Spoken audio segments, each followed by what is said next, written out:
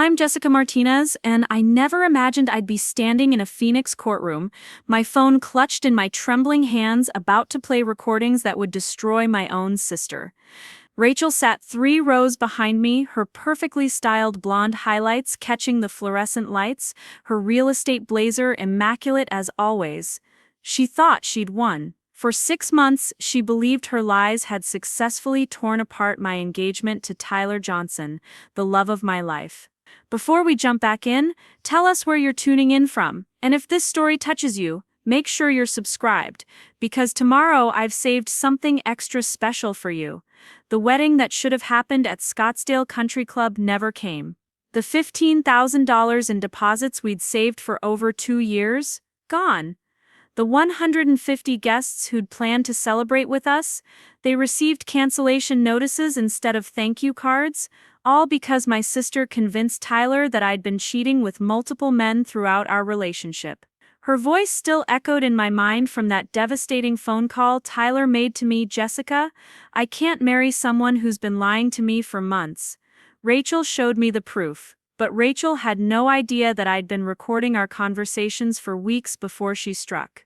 Every manipulative word, every calculated lie, every moment she thought she was cleverly destroying my happiness, I had it all captured in crystal clear audio on my iPhone. As the judge reviewed the harassment charges I'd filed against her, I realized this wasn't just about getting Tyler back anymore. This was about exposing the truth about who Rachel Martinez really was beneath that charming smile she showed the world. The courtroom was packed with our family, Tyler, and even some of the wedding vendors who'd witnessed Rachel's bizarre behavior during our planning process. My mother Linda sat in the front row, her face pale with disbelief, still struggling to understand how one daughter could be so cruel to another. Tyler's presence surprised me most. He'd driven here from his house in Desert Ridge, the same house where we'd planned to start our married life together. His blue eyes met mine across the courtroom, and for the first time in months I saw doubt creeping in. Doubt about the story Rachel had fed him. Doubt about throwing away our 3-year relationship based on her accusations. The bailiff announced that court was in session, and Judge Patricia Williams took her seat. "We're here today regarding harassment charges filed by Jessica Martinez against her sister Rachel Martinez," she stated, her voice carrying authority through the silent room. "These are serious allegations involving deliberate interference with personal relationships and emotional distress." Rachel's confident smirk faltered slightly. Her expensive attorney, someone she'd hired with commissions from her luxury home sales in Paradise Valley, whispered something in her ear. But I wasn't the same broken woman who'd spent countless nights crying in my downtown Phoenix apartment after Tyler left. I'd spent months preparing for this moment, gathering evidence and building an ironclad case. The recordings on my phone contained over 4 hours of Rachel's admissions, schemes, and cruel laughter as she detailed exactly how she planned to sabotage my wedding. She had no idea that her little sister, the marketing coordinator she'd always looked down on, had been 3 steps ahead of her game. 14 months ago, my life was everything I dreamed it could be. Tyler had proposed to me during a sunset hike at South Mountain, the entire Phoenix Valley spread out below us like a glittering carpet. The ring was perfect, a classic solitaire that caught the Arizona light beautifully, something he'd saved for 8 months to afford on his software engineer dollar. We'd been together for 3 years, having met through mutual friends at a downtown Phoenix networking event for young professionals. Our relationship was solid, built on shared values and genuine compatibility. Tyler appreciated my ambition in marketing, while I admired his dedication to his programming work and his dream of eventually starting his own tech company. We spent weekends exploring Arizona together, hiking in Sedona, visiting wineries in Verde Valley, or simply enjoying quiet evenings at his Desert Ridge home planning our future. We talked about kids, about travel, about growing old together. Everything felt aligned. The engagement period was magical at first. We chose October 2024 for our wedding date, believing it would give us plenty of time to plan everything perfectly while the Arizona weather cooled down from the brutal summer heat. Tyler's best friend James Wilson agreed to be his best man, while I asked my best friend Maria Santos to be my maid of honor. The wedding party was coming together beautifully, and we'd found our dream venue at Scottsdale Country Club, an elegant space with mountain views that would photograph beautifully for our special day. That's when Rachel inserted herself into the picture. My sister had always been the successful one in the Martinez family, the one our parents bragged about at family gatherings. At 32, she was a top-performing real estate agent in Paradise Valley, selling million-dollar homes to wealthy clients and driving a BMW that gleamed in the desert sun. Her Instagram was carefully curated perfection, professional photos, luxury vacations and designer outfits that showcased her success. She'd never married, claiming she was too focused on her career to settle down, but I suspected it was more complicated than that. Rachel's reaction to my engagement announcement at our family dinner in Ahwatukee was strange. While our mother Linda cried happy tears and our younger brother Kevin congratulated Tyler with a hearty handshake, Rachel's smile seemed forced. She examined my ring with an intensity that made me uncomfortable, turning my hand this way and that under the restaurant's lighting. "It's lovely, Jess," she said, but something in her tone felt off. "I'm sure you'll be very happy." The words were right, but they felt empty, like dialogue from a play she was reluctantly performing. Over the following weeks, Rachel began inserting herself into our wedding planning process. She volunteered to help with vendor research, claiming her connections in the luxury market would get us better deals. At first I was grateful. Wedding planning was overwhelming, especially while working full-time at the tech startup in Tempe. Rachel seemed to know everyone in the Phoenix wedding industry, from photographers to florists to caterers. She scheduled meetings, accompanied me to tastings, and offered opinions on everything from invitations to centerpieces. But her help came with a price I didn't recognize at the time. Rachel had opinions about everything, and they were always delivered with the subtle suggestion that Tyler wasn't quite good enough for the wedding she envisioned. "Are you sure about that venue?" she'd ask when I showed her photos of Scottsdale Country Club. "I mean, it's nice, but I've sold homes to people who had their weddings at the Four Seasons.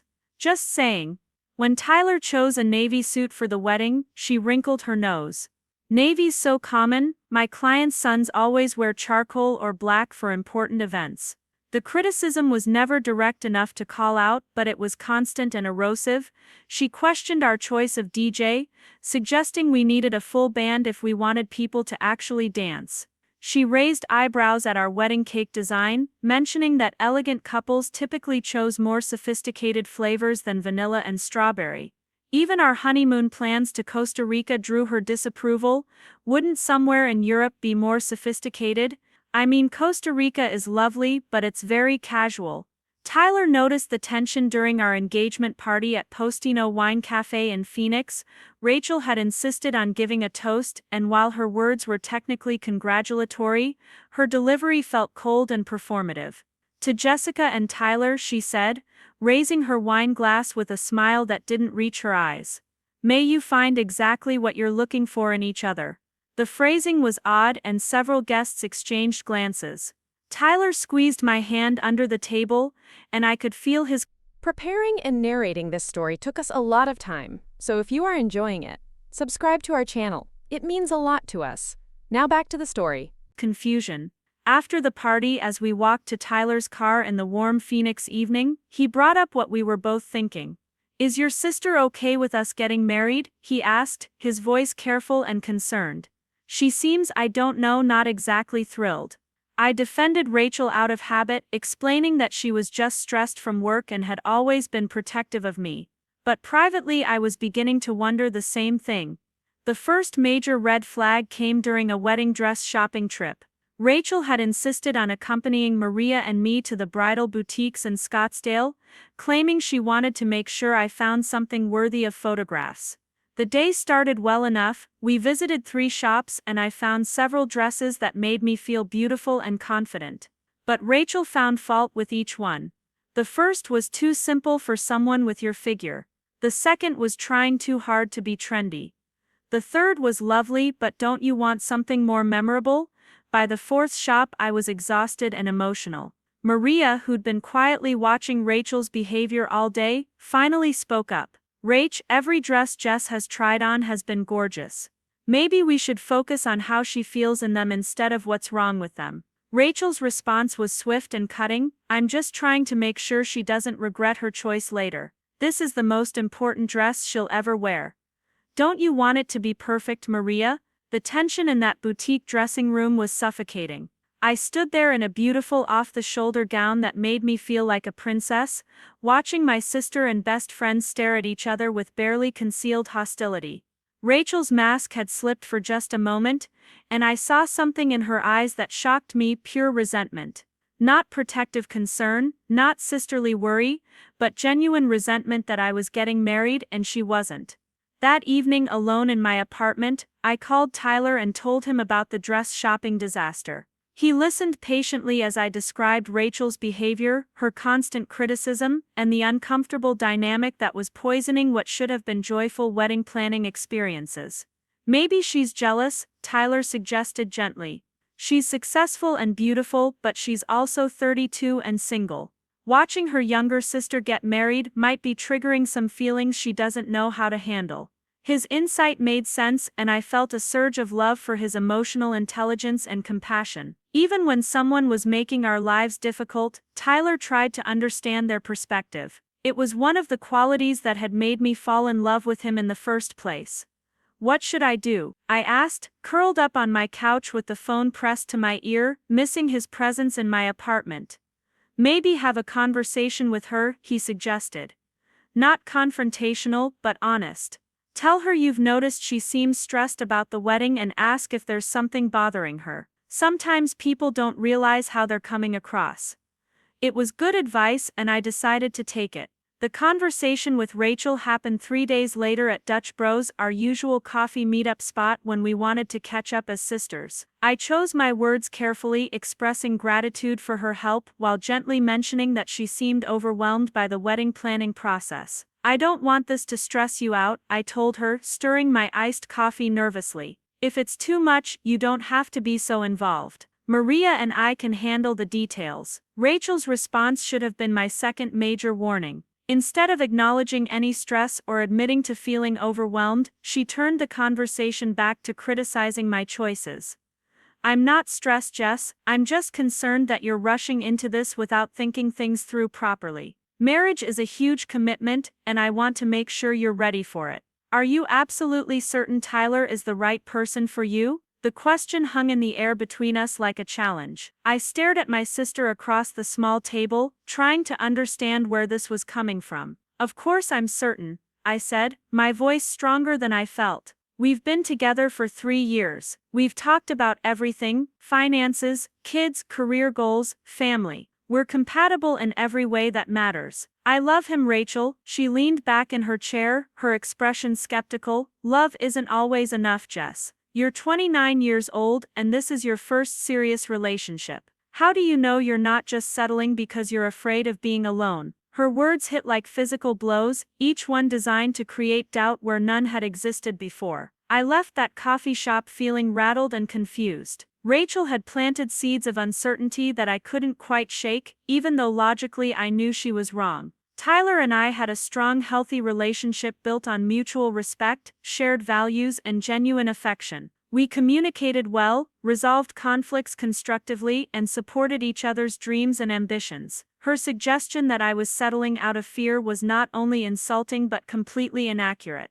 But that conversation marked the beginning of Rachel's systematic campaign to destroy my confidence in Tyler and our relationship. Over the following weeks, she began making subtle comments designed to make me question everything. She'd mention articles she'd supposedly read about divorce rates among couples who married young. She'd point out successful single women in their 30s who were living their best lives without compromise. Most insidiously, she began questioning Tyler's character and commitment. "Has Tyler talked about wanting kids soon after the wedding?" she asked during another coffee meetup, her tone casual but her eyes sharp. "I mean, most men his age are eager to start families right away. You're not ready for that yet, are you? Your career is just getting started." When I explained that Tyler and I had agreed to wait a few years before having children, she raised her eyebrows. "He agreed to that? That's surprising. Most men aren't that patient about family timelines. Each conversation left me more unsettled than the last. Rachel had a gift for taking my secure, happy relationship and finding cracks that didn't actually exist, then hammering at them until I began to see problems where none existed before. She was an expert at planting suggestions that would fester in my mind during quiet moments, making me overanalyze Tyler's words and actions for hidden meanings that weren't there.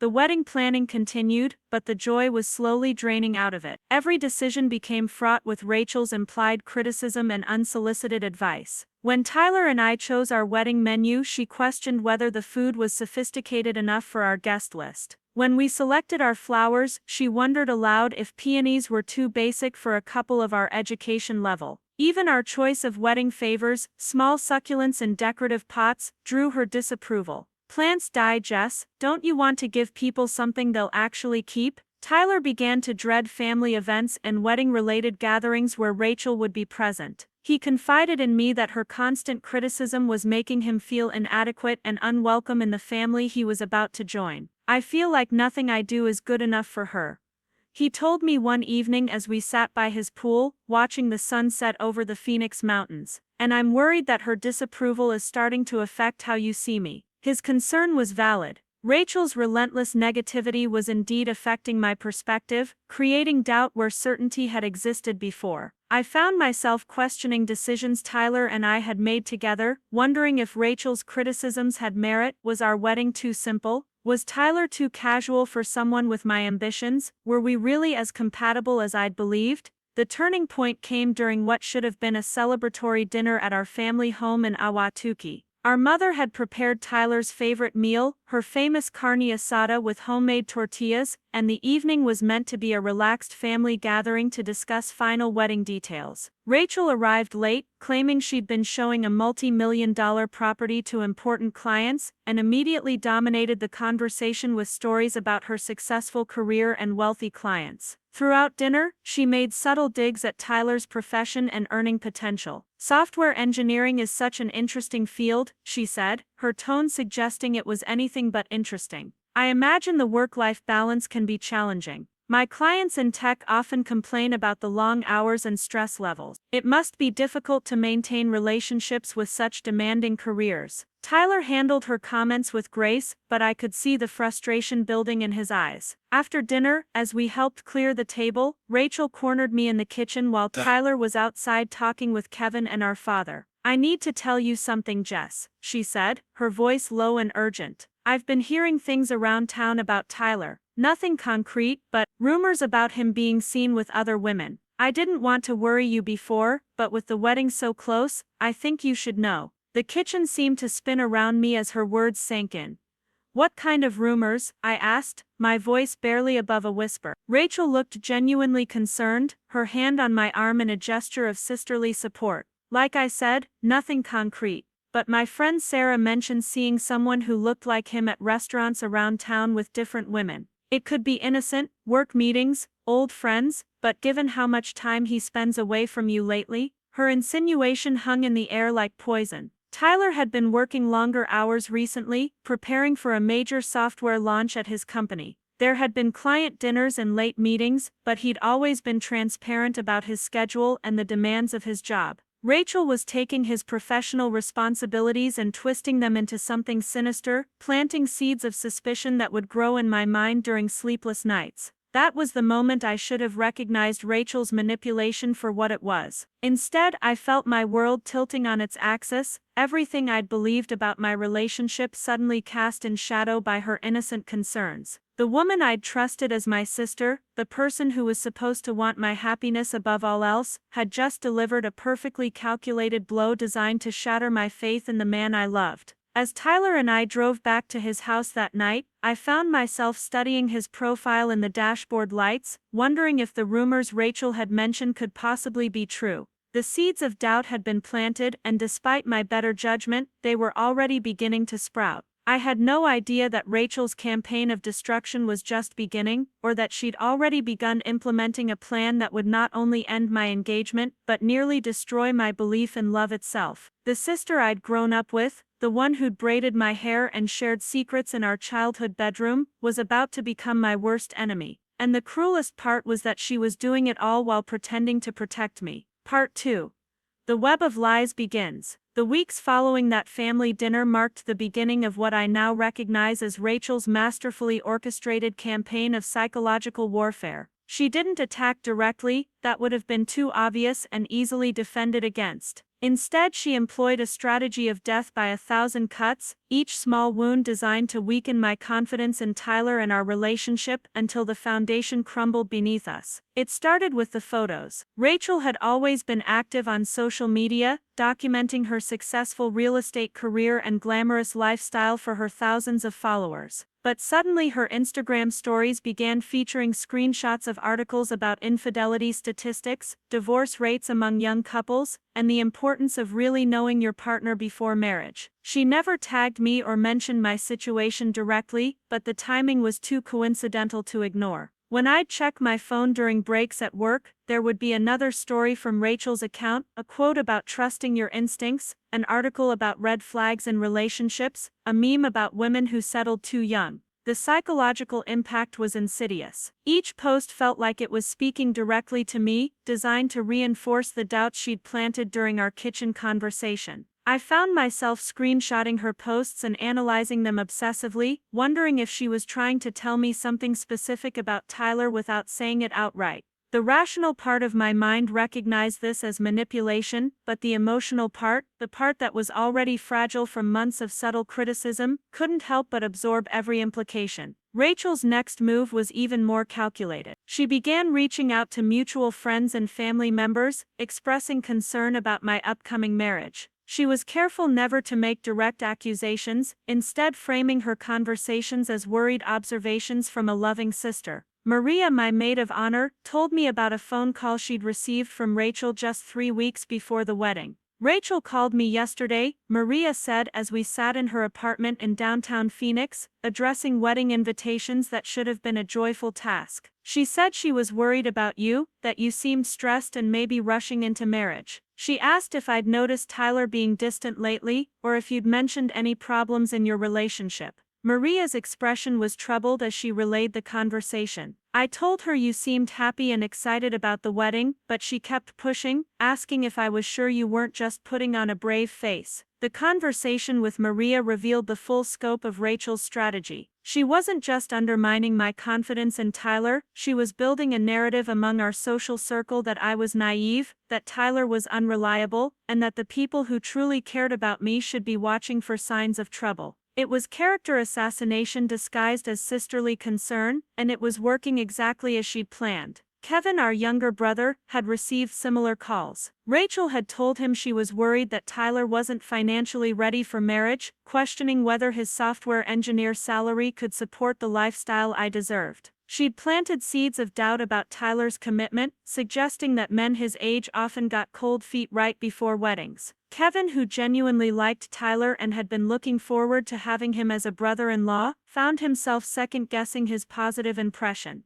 The most damaging conversation was the one Rachel had with our mother. Linda Martinez had always prided herself on being a good judge of character, and she'd welcomed Tyler into our family with genuine warmth and affection. But Rachel's campaign of whispered concerns and subtle suggestions had begun to erode that confidence. During what should have been a celebratory lunch to discuss wedding day logistics, our mother surprised me with an unexpected question. "Mija, are you absolutely sure about Tyler?" she asked, her voice gentle but worried. We were sitting at our favorite Mexican restaurant in Ahwatukee, the same place where Tyler had asked for my parents' blessing before proposing. The irony wasn't lost on me. Rachel mentioned that she's noticed some changes in him lately, that maybe he's been pulling away as the wedding gets closer. "I just want to make sure you're not feeling pressured to go through with this if you're having second thoughts." The betrayal I felt in that moment was devastating. My own mother, who had cried tears of joy when Tyler proposed, was now questioning my judgment based on Rachel's manufactured concerns. I assured her that Tyler and I were solid, that any stress was normal pre-wedding anxiety, but I could see the doubt lingering in her eyes. Rachel had successfully poisoned the well of family support that should have been my strength during the wedding planning process.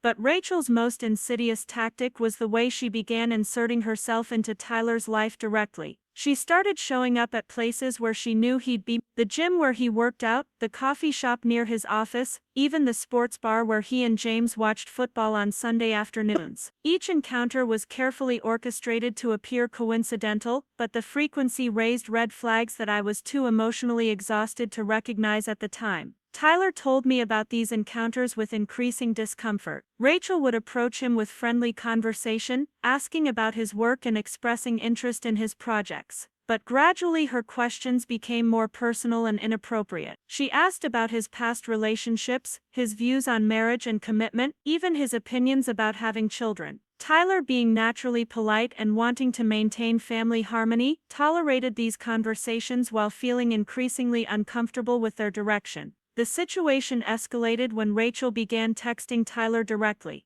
The messages started innocuously enough: questions about wedding logistics, offers to help coordinate vendor meetings, requests for his input on last-minute details. But slowly the texts became more frequent and personal. Rachel began sharing details about her own dating life, asking for Tyler's perspective on men she was supposedly seeing. She complained about the difficulty of finding someone trustworthy, subtly implying that good men like Tyler were rare and precious. Tyler showed me some of these text exchanges, his confusion evident. "I don't understand why she's telling me about her personal life," he said, scrolling through messages on his phone. "Yesterday she sent me a long text about a date that went badly, asking if I thought she was being too picky about men. It's weird, Jess, I'm about to be her brother-in-law, not her relationship counselor." I should have recognized these texts as boundary violations, as Rachel's attempt to create an inappropriate intimacy with my fiancé. Instead, I found myself analyzing Tyler's responses, looking for signs that he was enjoying the attention or encouraging Rachel's behavior. The doubt she'd planted in my mind was now a living thing, feeding on every interaction and growing stronger with each passing day.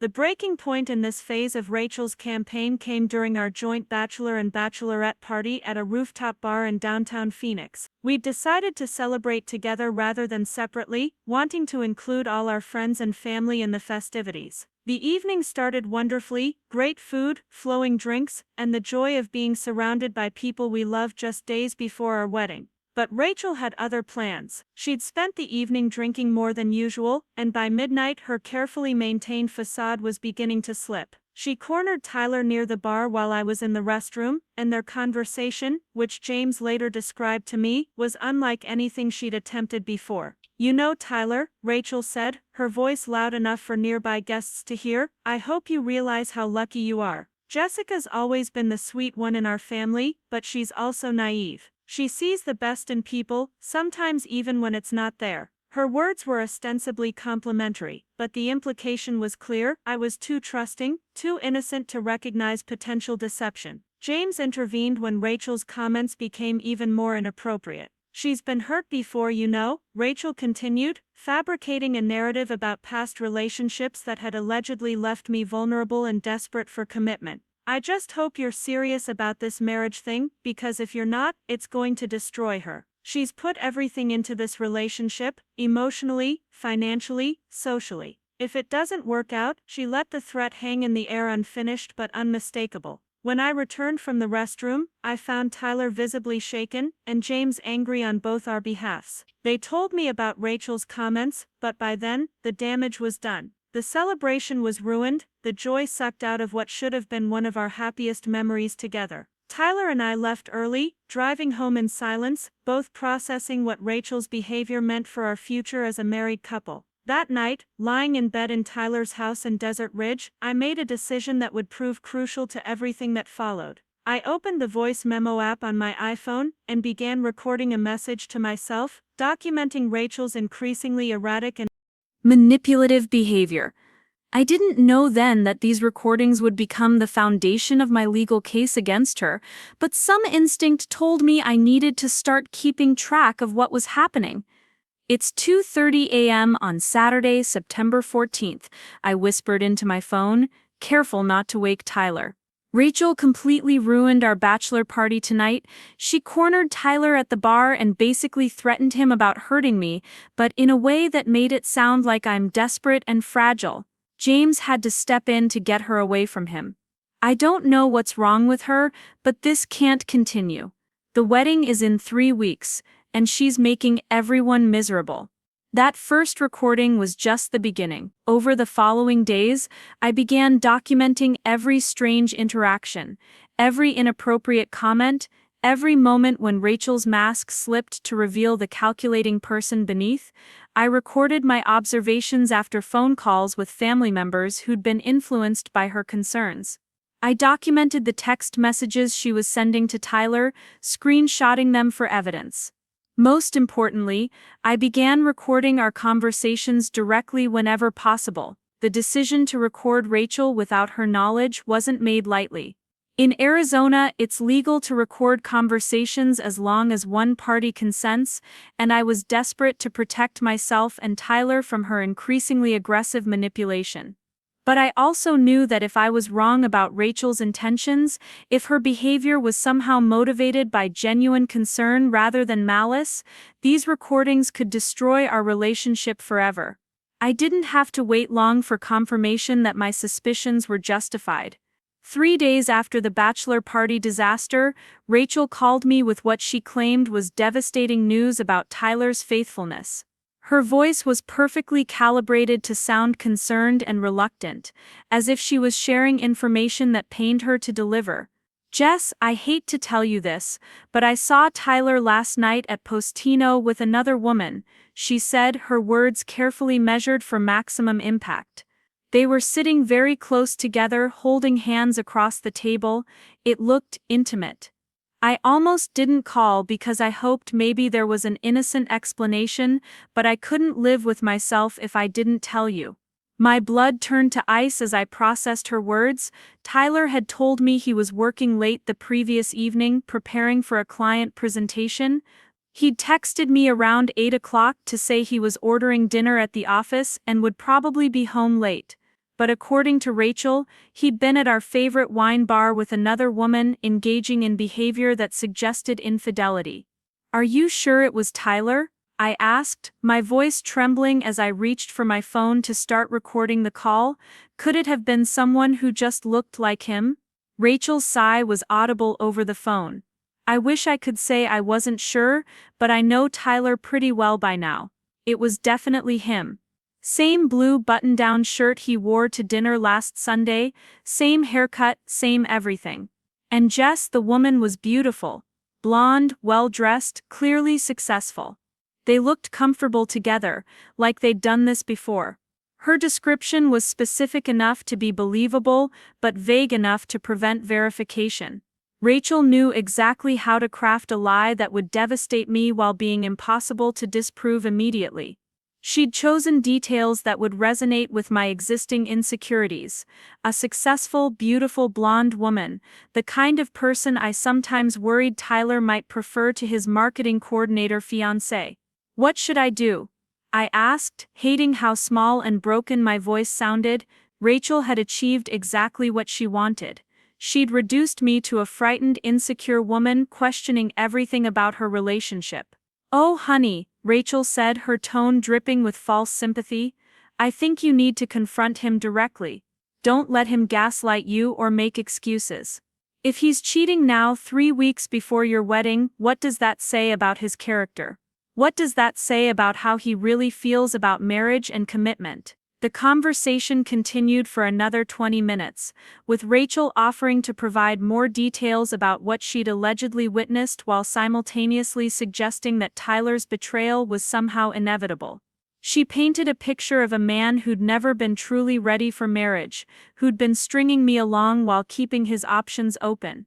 Every word was designed to shatter my confidence and push me toward a confrontation with Tyler that would likely end our engagement.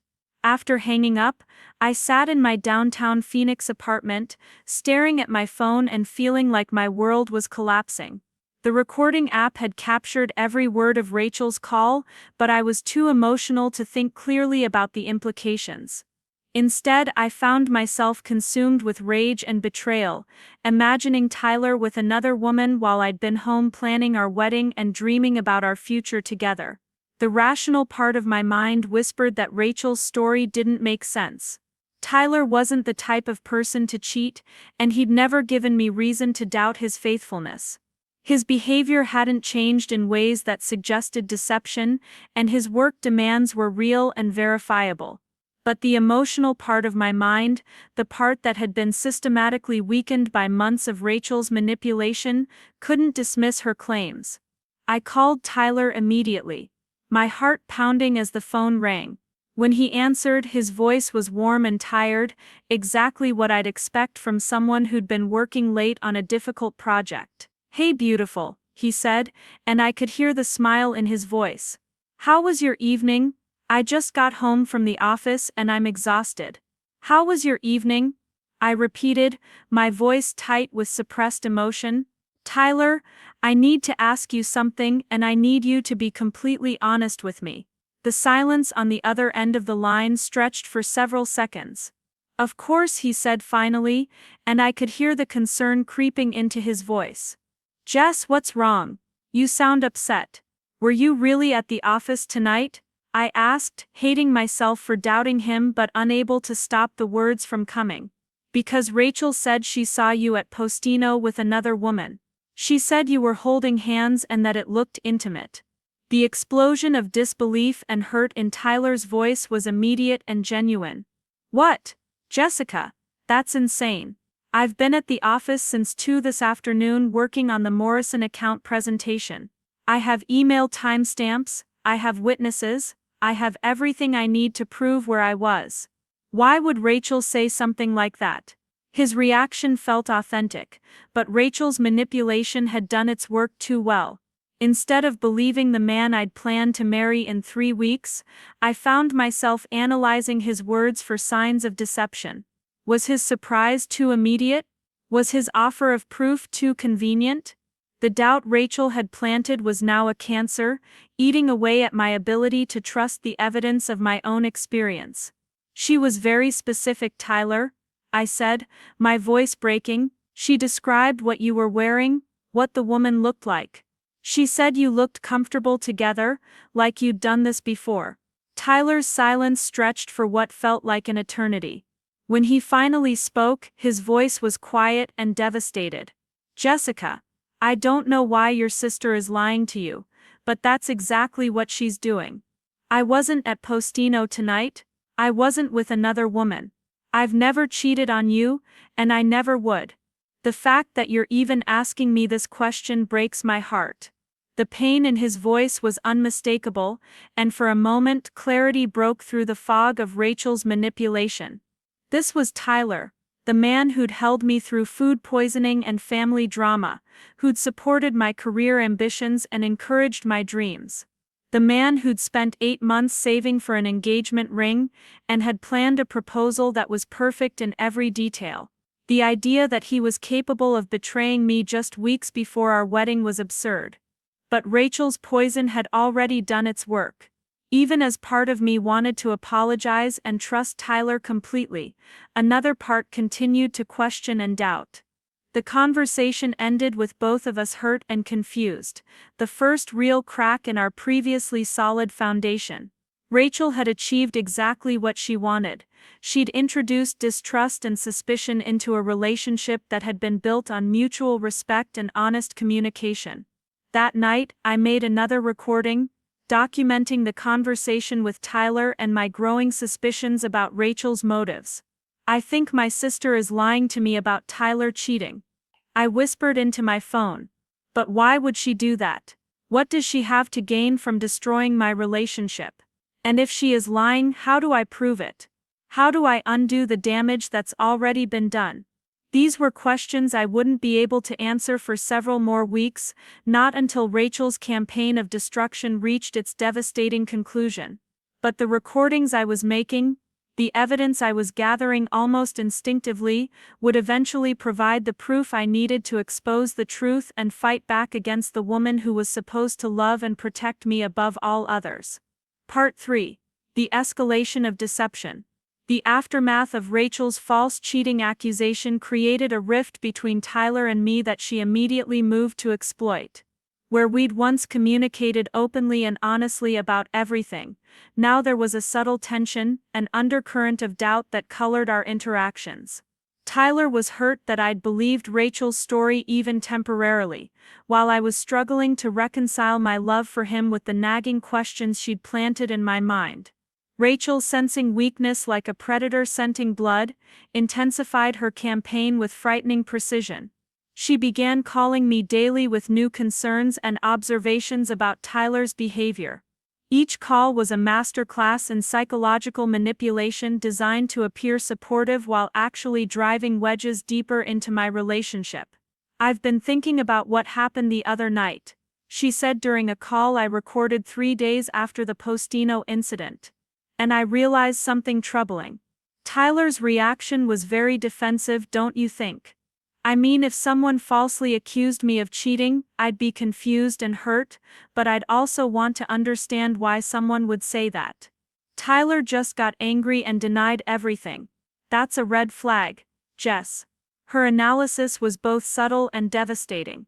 She was reframing Tyler's natural hurt and confusion as suspicious behavior, turning his honest emotional response into evidence of guilt.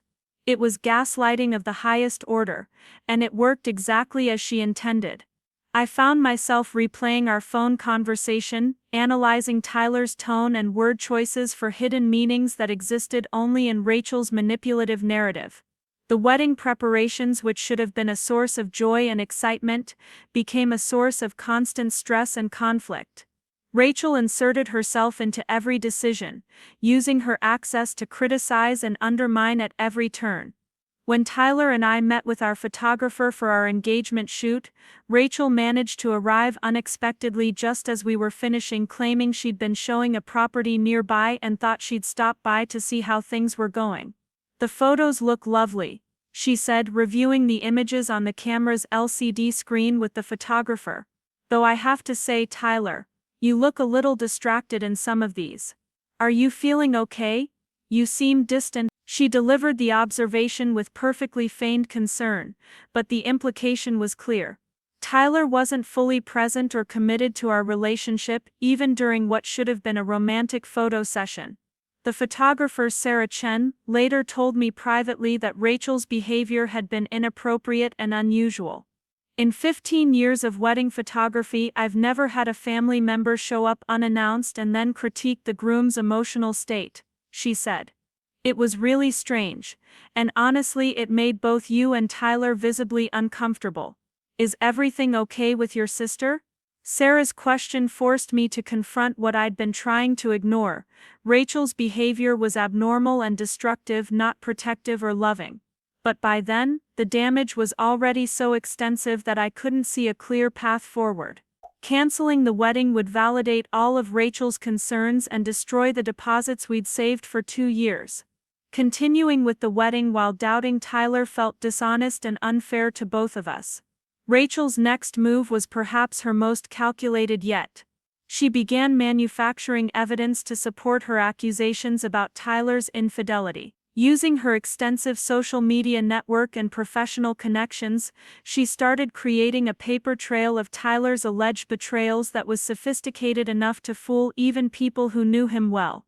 The first piece of fabricated evidence came in the form of a screenshot that Rachel claimed to have received from a friend who worked at a high-end restaurant in Scottsdale. The image showed what appeared to be a reservation confirmation for dinner for 2 under Tyler's name at a restaurant we'd never been to together. According to Rachel, the reservation was for a date when Tyler had told me he was working late, and the screenshot included notes about special anniversary celebration and secluded table requested.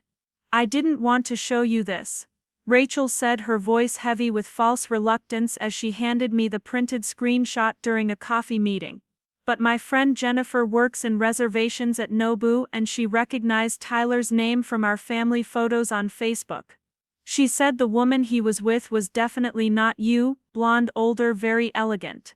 They seemed comfortable together like regulars."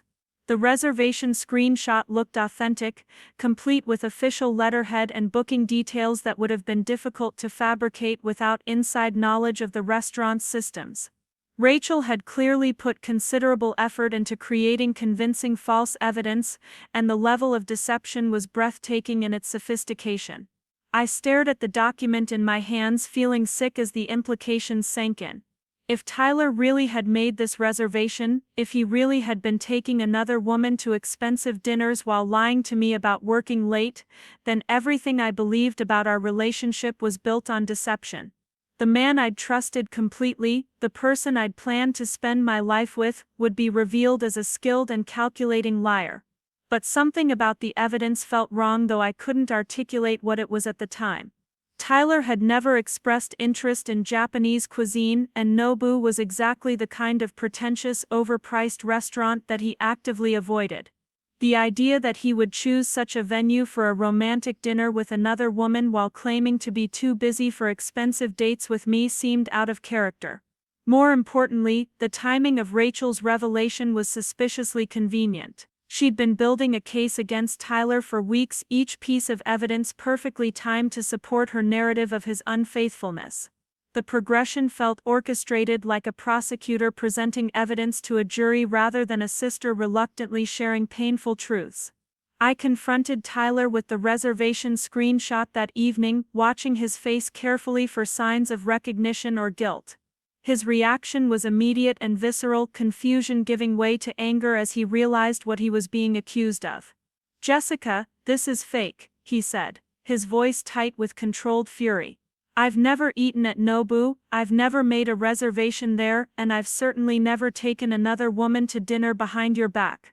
Someone created this to make me look guilty, and I think we both know who that someone is." His accusation that Rachel had fabricated the evidence should have been a relief. Instead, it created a new crisis of trust. Either my fiancé was a skilled liar who was gaslighting me about his infidelity, or my sister was engaged in an elaborate campaign of deception designed to destroy my relationship. Both possibilities seemed equally impossible and equally devastating.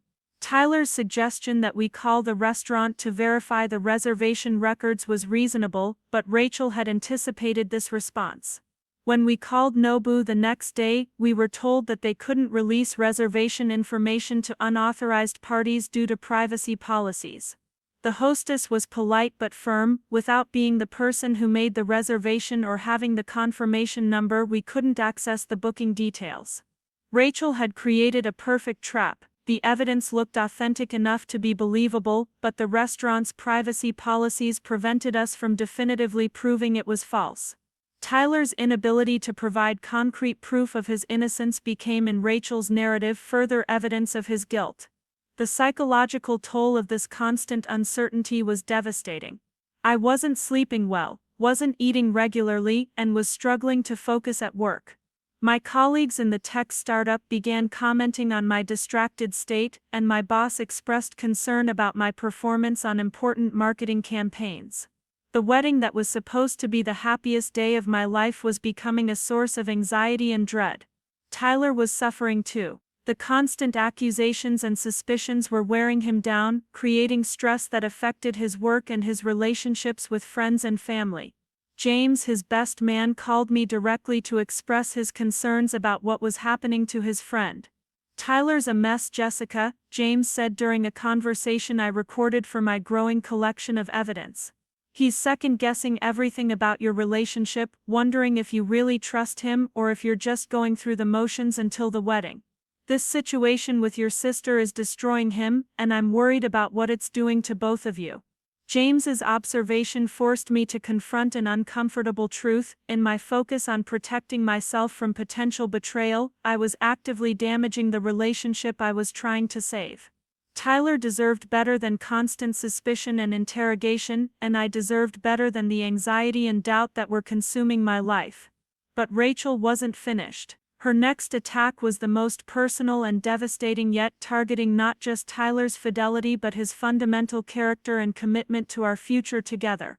She claimed to have discovered evidence that Tyler was not only cheating but was actively planning to call off our wedding at the last minute, leaving me humiliated and heartbroken in front of all our family and friends. "I overheard Tyler talking to James on the phone yesterday," Rachel told me during what would be our final conversation before everything exploded. I was at the gym, and Tyler was in the parking lot having what sounded like a very intense conversation. I heard him say something about not being ready for marriage and needing more time. James seemed to be trying to talk him out of something. Her claim that she'd accidentally overheard a private phone conversation was implausible on multiple levels. The gym where Tyler worked out was across town from Rachel's usual haunts, and the idea that she'd just happened to be there at the exact moment Tyler was having a crisis of faith about our marriage stretched credibility beyond the breaking point. But the emotional impact of her accusation was immediate and overwhelming. The thought that Tyler might be planning to abandon me at the altar, that all our friends and family would witness my humiliation and heartbreak, was more than I could bear. Rachel had identified my deepest fear, not just infidelity but public rejection and abandonment, and crafted her lie to exploit that vulnerability with surgical precision. "What exactly did you hear?" I asked, my voice barely above a whisper as I struggled to process this latest devastating revelation. Rachel's recounting was detailed enough to be believable but vague enough to prevent verification.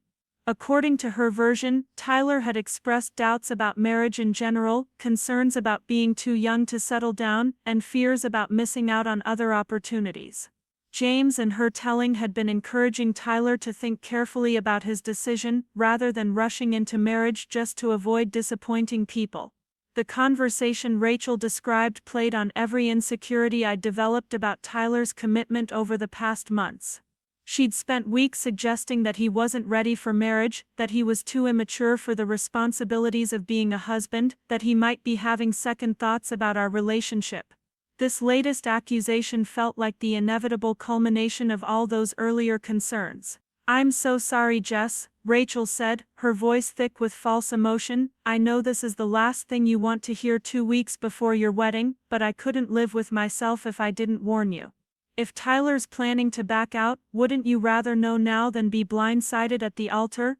Her question was perfectly calculated to push me toward a confrontation with Tyler that would likely end our engagement.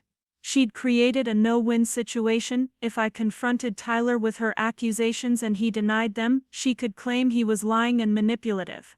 If he admitted to having doubts about marriage, she could position herself as the loving sister who'd saved me from making a terrible mistake. But Rachel had made one crucial error in her latest fabrication. Her claim that she'd overheard Tyler's conversation with James was specific enough to verify, and I was finally desperate enough to seek independent confirmation of her stories. Instead of immediately confronting Tyler, I decided to call James directly and ask about his recent conversations with the groom. "James, this is going to sound strange," I said when Tyler's best man answered his phone, "but Rachel claims she overheard you and Tyler discussing his doubts about getting married. She said Tyler mentioned not being ready and needing more time. Did something like that conversation happen?" The silence on the other end of the phone stretched for several seconds before James responded with a mixture of confusion and concern. "Jessica, Tyler and I haven't had any conversation about him having doubts about marriage.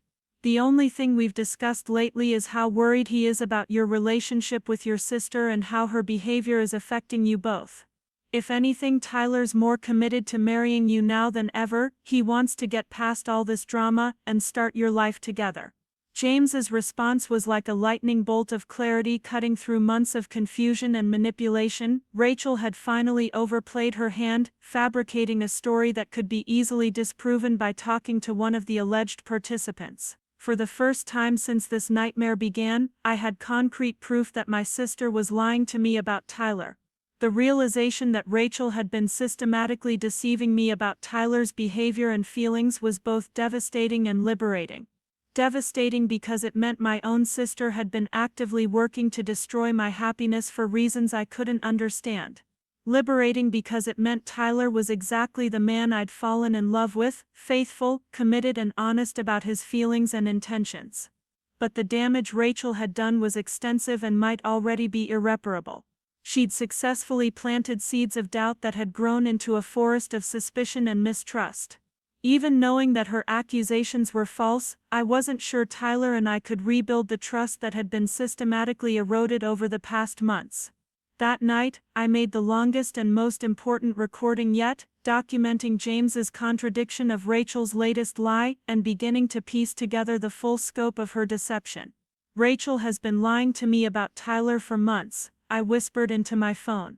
"The conversation with James never happened, the restaurant reservation was probably fake. The sighting at Postino was fabricated, my sister has been deliberately sabotaging my relationship, and I need to figure out why before she destroys everything Tyler and I have built together." The wedding was now just 10 days away, and I was faced with an impossible choice. Confront Rachel with evidence of her lies and risk a family explosion that would overshadow our celebration, or try to repair the damage she'd done to my relationship with Tyler while pretending everything was normal. Either path seemed fraught with danger and potential heartbreak. But Rachel wasn't finished with her campaign of destruction, she was about to play her final card, the one that would ultimately destroy my engagement and lead us both to that Phoenix courtroom where truth and lies would finally be separated under the harsh light of legal scrutiny. Part 4. The Final Betrayal. The discovery that Rachel had been lying about Tyler's supposed conversation with James should have been the end of her campaign of deception. Any reasonable person would have recognized that their lies had been exposed and would have backed down, perhaps even apologized for the damage they'd caused. But Rachel Martinez was not a reasonable person, and being caught in one lie only motivated her to construct an even more elaborate and devastating deception. With the wedding just over a week away, Rachel made her most audacious move yet. She arranged to meet Tyler directly, claiming she wanted to apologize for any misunderstandings and clear the air before the ceremony. Tyler, despite his growing suspicions about Rachel's motives, agreed to the meeting out of a desire to restore harmony in what was about to become his family. I learned about their planned meeting only through a text message Rachel sent me an hour beforehand. "Meeting Tyler for coffee to discuss wedding logistics and make sure everything is perfect for your big day," she wrote. "Don't worry about joining us. I know how busy you are with final preparations, I'll fill you in on everything later." The casual tone of her message was designed to seem innocent, but something about it triggered every alarm bell I'd developed over the past months of manipulation. Rachel had never shown interest in wedding logistics before, and her sudden desire to meet privately with Tyler felt ominous. More importantly, the timing was suspicious. She'd arranged the meeting for a day when she knew I'd be tied up in meetings at work, unable to join them even if I wanted to. I made a decision that would prove crucial to everything that followed. Instead of trusting Rachel's explanation or confronting Tyler about the meeting, I decided to follow them and document whatever conversation they had. Using the Find My iPhone feature that Tyler and I shared, I tracked his location to Dutch Bros, the same coffee shop where Rachel and I had met for so many of our sisterly conversations over the years. I arrived at Dutch Bros 15 minutes after Tyler's location showed he was there, parking across the street where I could observe their interaction without being seen. Through the large windows of the coffee shop, I could see them sitting at a corner table, their heads closed together in what appeared to be an intimate conversation. Rachel was dressed more provocatively than usual, a low-cut blouse and tight jeans that emphasized her figure, and she was leaning forward in a way that seemed designed to capture Tyler's attention. What happened next would have been difficult to believe if I hadn't witnessed it myself and captured it on my phone's camera. Rachel reached across the small table and placed her hand over Tyler's, holding it there while she spoke earnestly into his face. From my vantage point across the street, the gesture looked romantic and intimate, exactly the kind of interaction that would devastate a fiancé who was already struggling with doubts about her partner's faithfulness. But I could see what Rachel couldn't. Tyler's body language. He looked profoundly uncomfortable with her touch, pulling his hand away as soon as socially possible and leaning back in his chair to create distance between them. His expression was confused and wary, not the expression of a man who was enjoying intimate attention from his fiancée's sister. The coffee shop meeting lasted approximately 45 minutes, during which Rachel's behavior became increasingly inappropriate. She moved her chair closer to Tyler's, touched his arm repeatedly while making points, and at one point appeared to be crying, forcing Tyler into the awkward position of trying to comfort her. To anyone observing from a distance, the scene would have looked like a romantic encounter or at minimum a deeply personal conversation between two people with an intimate connection. Up next, you've got two more standout stories right on your screen. If this one hit the mark, you won't want to pass these up, just click and check them out.